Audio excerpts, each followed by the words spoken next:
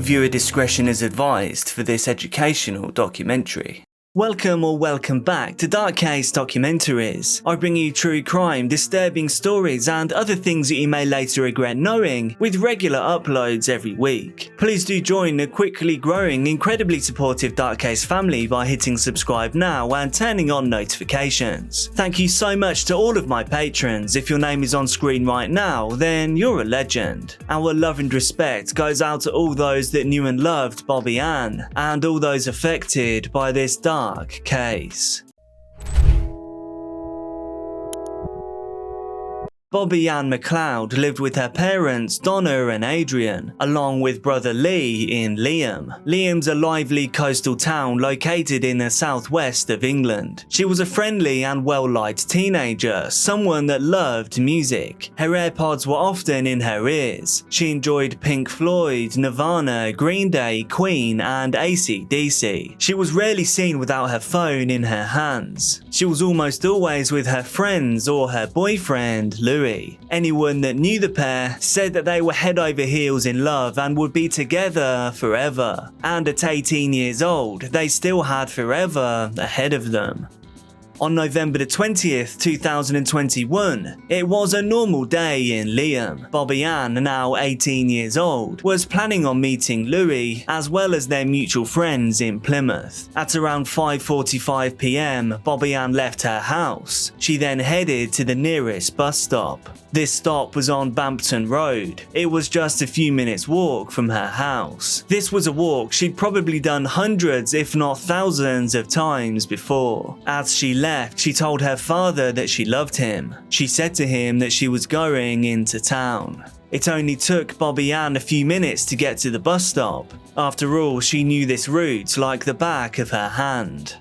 90 minutes or so after Bobbi-Anne had left the house, her mother Donna sent a text message to her. She asked if she was okay and if she had gotten to where she had planned to go. We can call this mother's intuition. Without an answer, a worried Donna tried to call her daughter, but Bobbi-Anne wasn't answering her phone either. It was another hour or so before Bobbi-Anne's boyfriend called her parents and asked if their daughter was home. Bobbi-Anne hadn't shown up for their date, and all of his calls were going straight to voicemail. He just wanted to check if everything was okay at home. But, as we know, it wasn't. Bobbi-Anne's parents' mounting worry now left them fraught with panic. After calling all of Bobbi-Anne's known friends and realizing that no one knew where she might be, they began to realize that something bad might have happened to her.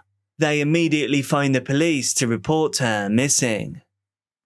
On November the 21st, police and volunteers were canvassing the area. They were looking for any sign of where she could have gone. Leaflets depicting Bobbi-Anne were distributed throughout the city. Her disappearance was reported both on social and traditional media. Her brother Lee wrote on his Facebook page, "I'm begging every single person in Plymouth to help me search everywhere. Searching for everything, please, please people. If you hear anything or see anything, tell me." Knowing that Bobbi-Anne was supposed to take a bus into town, police then got in touch with the bus service. Bobbi-Anne never boarded a bus that evening. However, officers did learn from a local resident that he had driven by the bus stop the previous evening and that he had seen Bobbi-Anne stood there. This was at around 6:15 PM. So Bobbi-Anne definitely did make it to the bus stop. So what stopped her from actually getting on the bus? The evidence that she was indeed at the bus stop was soon corroborated. They found her AirPods in the walkway behind the bus stop. This area was now cordoned off. Police officers combed the vicinity for any possible evidence. The police also appealed to anyone who had any information useful to the investigation to come forward. A large number of officers were involved in this search. They did all they could to find Bobbi-Anne and bring her home safely as quickly as possible. Investigators attempted to trace the location of her cell phone. This search revealed that her device was in the city limits, but they could not find out exactly where. All calls to Bobbi-Anne's number were forwarded to voicemail, and that very same day the phone was handed in to the police. It was given to the police by the driver of the bus that was on the route, where the bus stop that Bobbi-Anne disappeared from was located. As it turned out, a local resident came to the same bus stop at 7:15 p.m. the previous evening. There he found the phone and an AirPods case. Then at 7:23 p.m. a bus arrived. The man then handed over the items to the bus driver, assuming that the owner would soon come looking for them. When the bus driver saw the next day that Bobbi-Anne was missing and that she was last seen standing at that bus stop, he contacted the police to hand over the items. This was bad news for the family of Bobbi-Anne. She was an 18-year-old after all. There's not many 18-year-olds that would leave their phone and AirPods in a bus stop. The chances of her doing this by choice were slim to none. The next evening, November the 23rd, the police made a breakthrough. But it was a breakthrough that nobody wanted. A woman's body had been found at Bobbi-Anne Beach.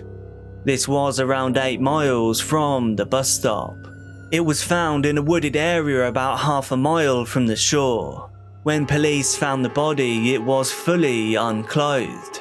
There were serious injuries to the head and the face, namely 14 lacerations.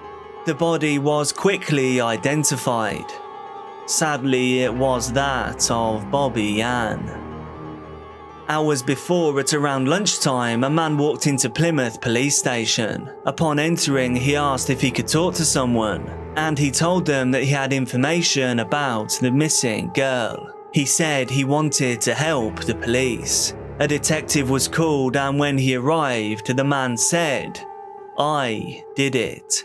He confessed to having kidnapped and taken Bobbi-Anne's life. He gave details of the crime committed and indicated on a map the place where he had left the body. Officers harboured hopes that Bobbi-Anne might still be alive, and immediately they drove there. Unfortunately, their hopes were not realised. When the inspectors made their way through the dense undergrowth and found the body, which was missing clothing and lying face down, there was indeed no doubt that Bobbi-Anne had passed. Now they needed to get to the bottom of why. The man that entered the police station was 24-year-old Cody Ackland. He was immediately arrested after confessing to the crime. He was the son of an ex-military man. He stayed with his mum after his parents got divorced. In fact, he lived with his mum only a few miles away from the bus stop where Bobbi-Anne was last seen. A lawyer issued a statement on his behalf that read, "I take full responsibility for Bobbi-Anne's death." Ackland also said in a statement that he had never met the victim before that evening. He confirmed that he was the one who had abducted the girl from the bus stop. His car, his phone, computer and several other items were seized by the police. To anyone who knew Cody Ackland, he seemed like a good guy. He was the guitarist and songwriter for the local indie rock band recounted. On the outside, Cody was just a happy-go-lucky man who loved his band and his music. No one knew that Cody was also extremely interested in serial killers from around the world. His personal list of idols included Joseph DeAngelo Jr., Andre Chikatilo, Ivan Millett, Fred West, and Tommy Lynn Sells. However, number one on his list was Ted Bundy, a serial killer known for slaying more than 30 victims. It was Ted Bundy and his atrocities that Ackland researched in horrific detail. Investigators uncovered 3,216 images on Ackland's phone. Many of them had a disturbing and dark nature reminiscent of horror films. In the days and weeks leading up to Bobbi-Anne's death, Ackland's internet searches for serial killers became more frequent. He also browsed for remote locations on Dartmoor and for potential weapons. On the day of Bobbi-Anne's abduction, Cody Ackland was visiting the website of an online sports store. But he wasn't looking for the sake of a hobby. He was looking for ways to get away with killing someone. He browsed baseball bats, ski masks, and waterproof clothing. However, he never made a purchase. Despite his clandestine hobbies, Cody Ackland had never come to the attention of the police, nor had he been in any trouble with the law before. But on November the 20th, that changed dramatically. Bobbi-Anne was an accidental victim who, by an evil coincidence, ended up in the way of Ackland, who that evening had decided to search for prey. He recounted his version of events to the investigators. A story that is not easy to listen to. Bobbi-Anne arrived at the bus stop at about 6:15 p.m. Cody, who was driving a Ford Fiesta around the neighborhood, spotted her waiting alone. As he later told detectives, Bobbi-Anne resembled his ex-girlfriend in appearance. But he said that resemblance was not the emotional trigger that motivated him to attack. In my personal opinion, that is a weird thing to include in a confession if there was not some truth in it. He said he was simply looking for a victim and wanted to carry out his long-held plans, his twisted fantasies. If Ackland had not come across Bobbi-Anne, he claimed he would have still carried out his plan. He said the victim could have been anyone, regardless of gender. However, on that evening, he saw Bobbi-Anne. He parked his car in the road just behind the bus stop. After watching her for a few minutes and making sure that no one else was around, Ackland took his pre-purchased hammer, crept up to Bobbi-Anne, and struck her twice in the head. Thinking that she had already passed, Cody returned to his car and was about to leave the scene. At this point, it was all over. His mission was accomplished. However, this is not where the story ends. It continues down a darker path. As Cody drove away, he saw that Bobbi-Anne was still alive. She was bravely fighting to stand up. Now panicking, he went back to the bus stop. He grabbed Bobbi-Anne, and he bundled her semi-conscious body into the footwell of his car. He then drove her 20 miles away to a forest in Dartmoor. They arrived at a car park in the middle of a wooded area at around 7:45 p.m. His plan was to simply leave the body there, but Bobbi-Anne was still alive, and amazingly still conscious. But by this time, Cody felt like he was too far in. He just wanted to end it once and for all. He could have taken her to the hospital. Bobbi-Anne could have survived and even recovered. But instead, he helped her out of the car. Bobbi-Anne heartbreakingly told him, "I'm scared." To which he responded, "So am I. I've never done this before." He then struck her with the same object 12 more times. Trying to destroy evidence, Cody burned Bobbi-Anne's purse and her belongings. He now marveled at how the 18-year-old was still able to make a noise. He later sickeningly told the police, "I thought, wow, hats off to you." Even at this stage, he had one more chance to try and save Bobbi-Anne's life. But again, Cody Ackland did not take it. Instead, he snuffed out her light once and for all. He then loaded her body into the trunk of his car and drove to Bobbi-Anne. This was nearly 30 miles from the forest. There, he hid the body after removing his shoes, clothing and jewellery. He then simply returned home and went to bed. The next day, he drove to Tamerton Foley, north of Plymouth. There, he threw the hammer into the river and threw a carrier bag containing his and her bloodstained clothing into nearby allotments in Coombe Lane. That very same day, November the 21st, Ackland went for pizza with friends. He attended his band's rehearsal and then spent most of his night at a pub lock-in. Everyone who saw Cody that day remarked on his unusually good mood. He was happy, joking and hugging his friends, which was rare for him. And then 2 days later, whilst at work, he made the decision to hand himself in. After leaving for his lunch break, Ackland sent a message to a forum where fans of his band hung out, writing, "Love you guys." At the same time, he texted his mother that he loved her very much, after which he went to the police station and confessed to the crime. In addition to Ackland's confession, police had a wealth of physical evidence. This included Bobbi-Anne's DNA found in his car, as well as on trainers that were recovered from his home.